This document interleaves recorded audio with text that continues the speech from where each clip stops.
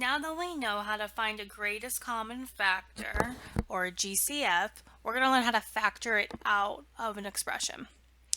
So when I'm looking at something like this one over here, let me break these up.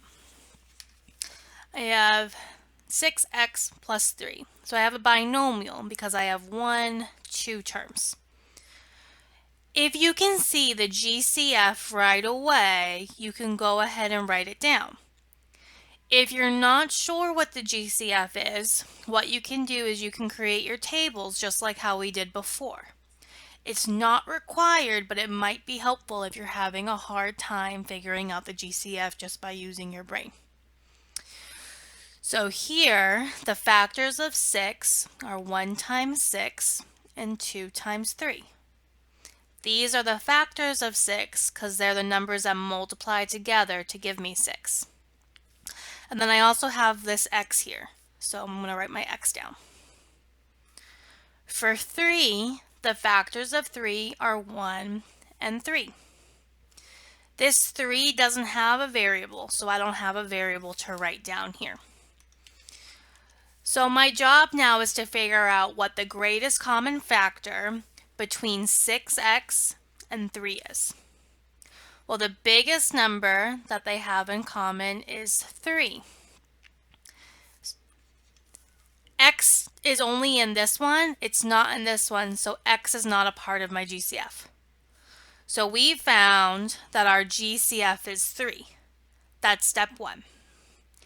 Now that I know what my GCF is, I have to factor it out of the problem. So to do that, you write your GCF out in front. And what you're going to do now is you're going to use the distributive property backwards.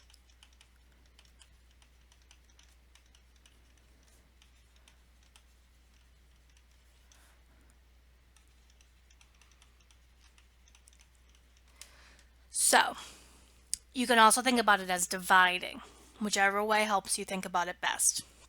You're saying 3 times what number would give me a 6x here? Well, if I look at my list, I didn't use this pair. So what's left is 2x. Because 3 times 2x is 6x. And then I need to bring down my plus sign. 3 times what number would give me a 3 here? Well, if I look at my pair, the only thing that's left over is 1. 3 times 1 is 3. So we factored it. Our answer is 3 parentheses 2x plus 1. The wonderful thing about factoring is you can always, always, always check your work. 3 times 2x is 6x, and 3 times 1 is 3. You should always get your original problem back when you check it.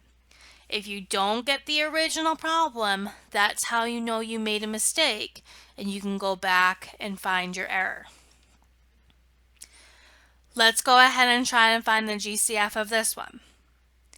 Again, if you can see it in your brain already, then that's wonderful. You can go ahead and write it down right here. If you're not sure, then I highly suggest that you make your list for each number. The numbers that multiply to 10 are 1 and 10 and 2 and 5. I have x squared, so that means that I have x times x. The factors of 20 are 1 and 20, 2 and 10, 4 and 5.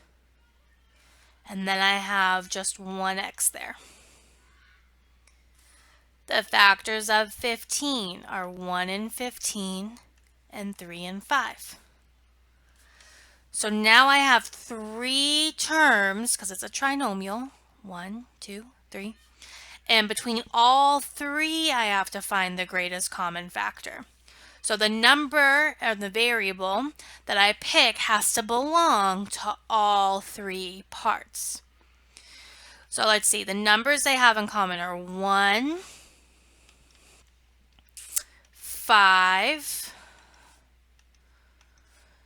These two have a 2, but this one doesn't. These two have a 10, but this one doesn't.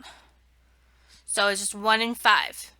So out of 1 and 5, 5 is my greatest common factor. It's the biggest one.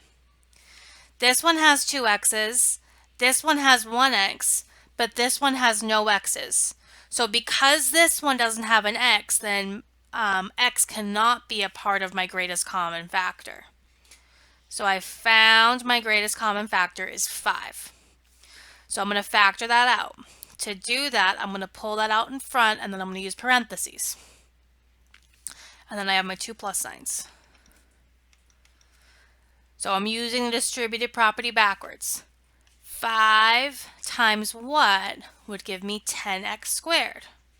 Well, I didn't use this pair. So I used the 5 already, that's out in front. I have 2xx.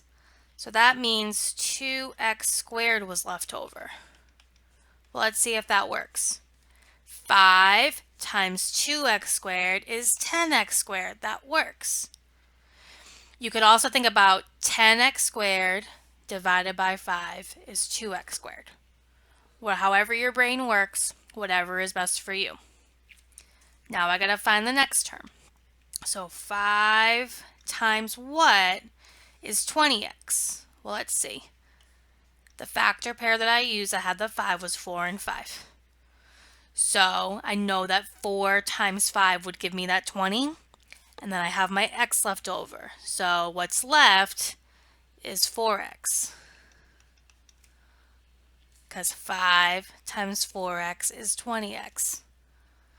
And then 5 times what would give me 15? Well, the pair that I used was 3 times 5, and I know that 3 times 5 is 15. So this is my answer all factored out.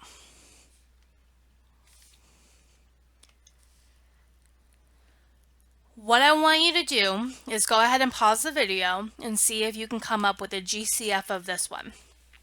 Try using your brain, try to see if you can do it without writing it first, and if you get stuck, then go ahead and make your list for each one.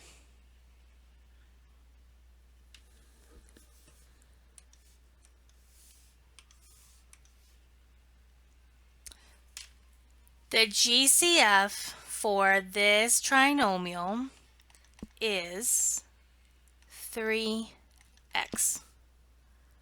Now, if you're not sure where I came up with that, let me show you. Here, my factors of 3 are 1 times 3.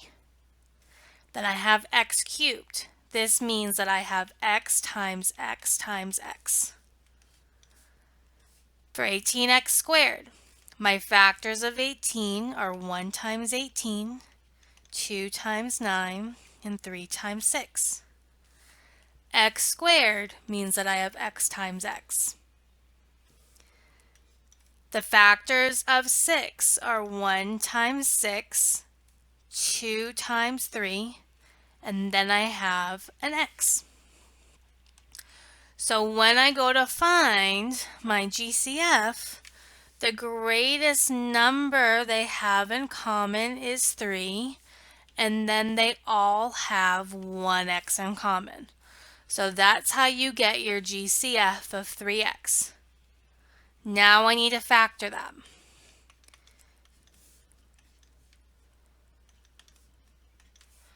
So I'm saying 3x times what would have given me 3x cubed here? Well, I know that to multiply like bases, we keep the base and we add our exponents.